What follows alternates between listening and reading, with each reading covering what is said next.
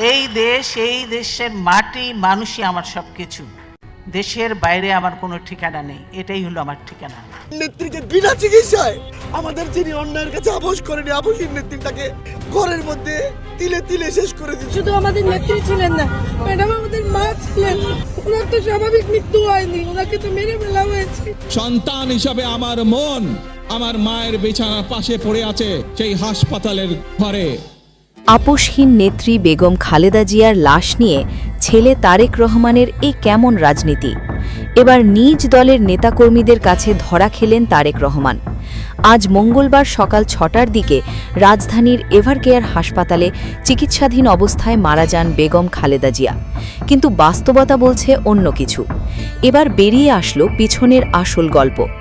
বিএনপির বেশিরভাগ নেতাকর্মীরা বলছেন খালেদা জিয়া ১ মাস আগেই মারা গেছেন, তাই তার মৃত্যুর খবর লুকাতে এভারকেয়ারে বাড়তি নিরাপত্তা ও সাংবাদিকদের ভেতরে ঢুকতে দেওয়া হয়নি তখন।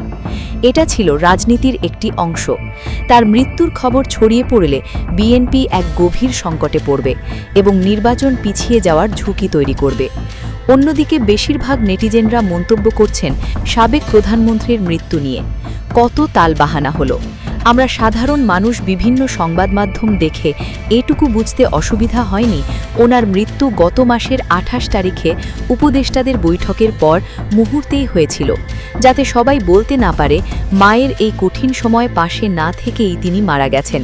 তাই তারেক রহমানের দেশে ফেরার ৪ দিনের মাথায় খালেদা জিয়ার মৃত্যুর খবর নতুন করে নাটকীয়ভাবে বলা হচ্ছে, যাতে তারেক রহমান দলের হাল ধরতে পারেন।